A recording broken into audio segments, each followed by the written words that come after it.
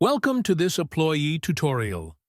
In this video, we'll guide you through the process of viewing screenshots within the Apploye dashboard. To start, log into your Apploye account and navigate to the Remote Track tab on the left sidebar. Then, click on Screenshots to access the Screenshots section. By default, your own screenshots will be displayed. If you want to view screenshots of other employees, simply select their name from the Member drop-down menu. You can also filter screenshots by project, task, or date.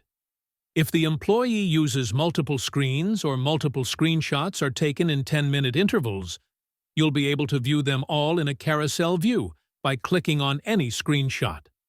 The exact time and monitor number will be displayed. And that's how you view and manage screenshots in Apploye. Thanks for watching, and be sure to check out our other tutorials for more tips.